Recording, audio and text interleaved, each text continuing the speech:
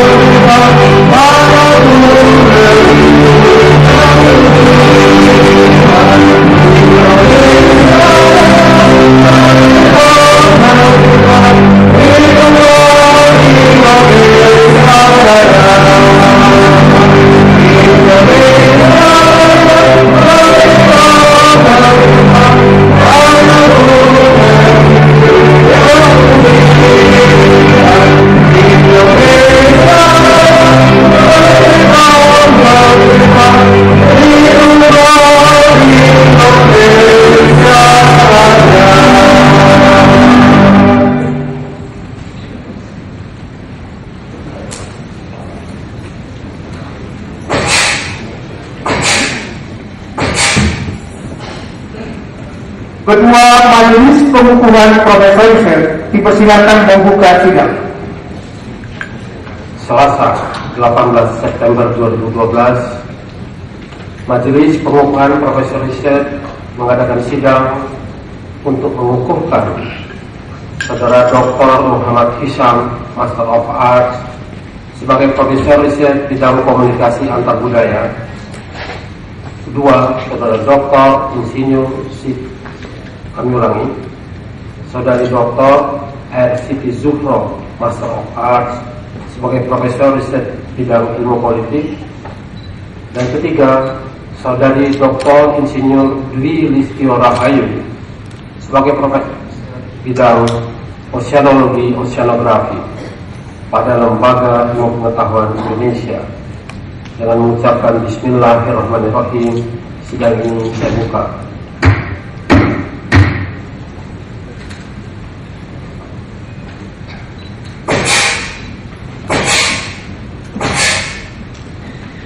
Pembacaan daftar riwayat hidup Saudara Dr. Muhammad Isam, Master of Art, oleh Sekretaris Majelis.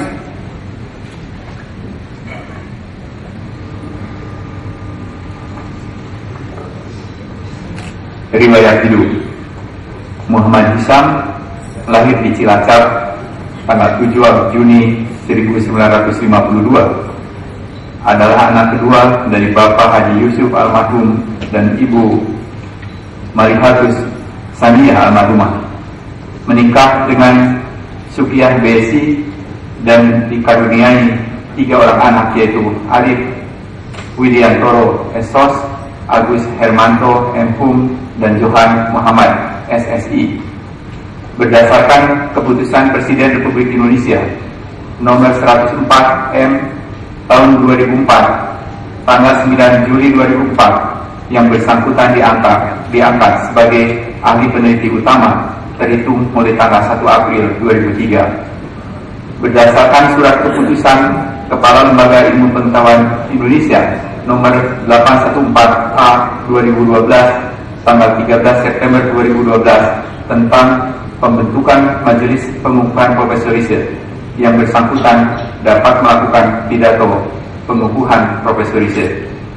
Pendidikan formal menamakan Sekolah Dasar Negeri Cilacap tahun 1965, Sekolah Menengah Pertama Muhammadiyah Sidarja tahun 68, dan Pendidikan Guru Agama Negeri 6 Purwokerto tahun 71. Memperoleh gelar sarjana jurusan Sejarah Kebudayaan Islam dari Institut Agama Islam Nasional Sunan Kalijaga Yogyakarta tahun 78, memperoleh gelar Master of Art jurusan Sosiologi dari Universitas Indonesia tahun 89, serta memperoleh gelar Doktor Filosofi jurusan Sejarah dari Leiden University Belanda tahun 2001. Pendidikan informal mengikuti beberapa pelatihan yang terkait bidang kompetensinya, antara lain apresiasi seni Pondok Pesantren Jakarta tahun 79, pengembangan masyarakat Jakarta tahun 79, dan leadership training di Paris tahun 1996. Pengalaman pekerjaan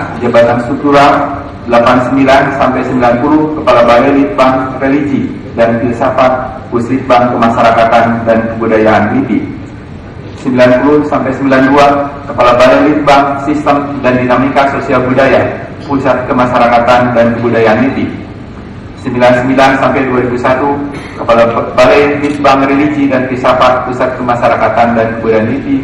2001 sampai 2008 Kepala Pusat Penelitian Kemasyarakatan dan Kebudayaan LIPI. Jabatan fungsional peneliti diawali sebagai asisten peneliti muda tahun 83, Ajun peneliti muda tahun 85, Ajun peneliti media 89, peneliti muda 91, ahli peneliti muda 2000, ahli peneliti media 2001, dan memperoleh jabatan ahli peneliti utama bidang komunikasi antar budaya sejarah tahun 2003. Publikasi ilmiah menghasilkan 117 karya tulis ilmiah yang ditulis sendiri maupun dengan penulis lain dalam bentuk buku, jurnal, proceeding, dan makalah yang diterbitkan, 14 diantaranya dalam bahasa Inggris dan 1 dalam bahasa Belanda.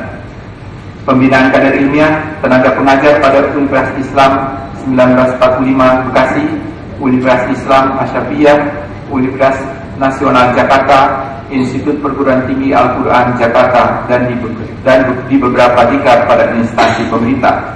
Pembimbing skripsi S1 pada Universitas Islam 1945, pembimbing tesis S2 pada Universitas Nasional Jakarta, dan penguji tesis pada Sekolah Pascasarjana Universitas Muhammadiyah Jakarta, dan pembimbing disertasi S3 pada Institut Pertanian Bogor, dan penguji disertasi pada Universitas Indonesia.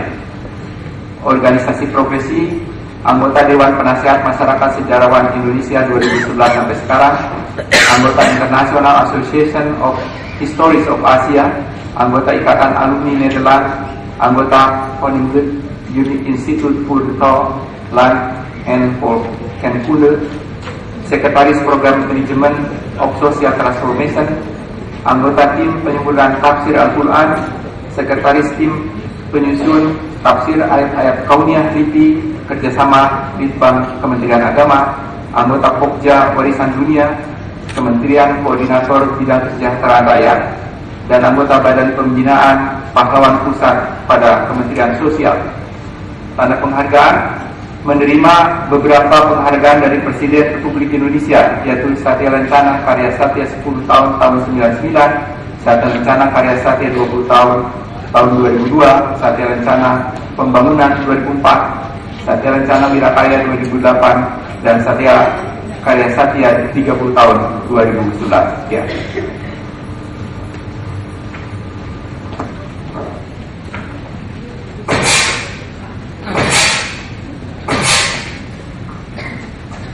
Kandidat Profesor Riset Saudara Dr. Muhammad Hisam Master of Art dipersilakan menyampaikan orasi pengukuhannya.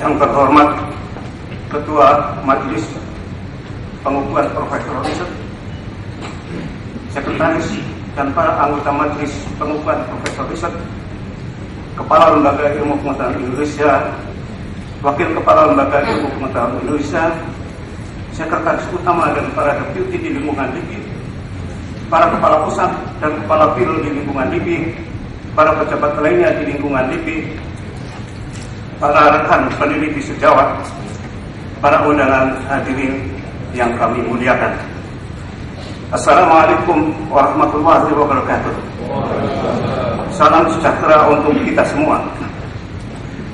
Pertama-tama saya memuji syukur kehadirat Allah Subhanahu wa Ta'ala yang telah memberikan anugerah nikmat dan kekuatan kepada saya khususnya dan kepada para hadirin semuanya. Semoga anugerah Allah senantiasa terlimpahkan, tiada putus-putusnya kepada kita semua. Sungguh suatu kehormatan yang amat tinggi nilainya. Pada hari ini saya diberi kesempatan untuk menyampaikan orasi ilmiah dalam rangka pengukuhan Profesor Riset bidang sejarah. Setelah lebih dari 30 tahun saya berkarya sebagai peneliti pada Pusat Penelitian Kemasyarakatan dan Kebudayaan LIPI. Orasi ilmiah ini dalam rangka pengukuhan Profesor Riset saya mengambil judul Dinamika Pelaksanaan Syariat Islam di Indonesia, sebuah tinjauan sejarah. Dalam orasi dengan judul tersebut, saya akan memaparkan suatu tamasya sejarah, khususnya dalam pelaksanaan syariat yang melibatkan negara, sejak berdirinya kerajaan-kerajaan Islam di Nusantara hingga zaman kemerdekaan sekarang. Ketika era reformasi dimulai dan keran kebebasan dibuka, semua eksponen masyarakat bangsa menyuarakan aspirasinya. Sebagian umat Islam bersikup diri dengan mendirikan partai politik, dan sebagian yang lainnya mendirikan organisasi massa. Di antara agenda partai-partai politik Islam, antara lain adalah memulihkan 7 kata dalam Piagam Jakarta yang dihapus pada tanggal 18 Agustus 45, tatkala dasar negara dan konstitusinya ditetapkan. 7 kata yang dibuang itu adalah dengan kewajiban menjalankan syariat Islam bagi pemeluk-pemeluknya. Mengapa sebagian umat Islam menginginkan pemulihan 7 kata tersebut? Jawabnya adalah karena mereka berkeyakinan bahwa pemulihan itu merupakan landasan konstitusional bagi negara Indonesia melaksanakan syariat Islam secara formal ke dalam kehidupan negara. Usul-usul resmi disalurkan oleh partai politik Islam melalui MPR ketika majelis tertinggi ini melakukan amandemen Undang-Undang Dasar 1945. pembahasan demi pembahasan dilalui dan endorsement syariah melalui jalan demokrasi itu gagal memperoleh kesepakatan bangsa. Muncul pertanyaan di benak saya, apakah selama ini pelaksanaan syariah yang melibatkan negara di Indonesia tidak pernah ada?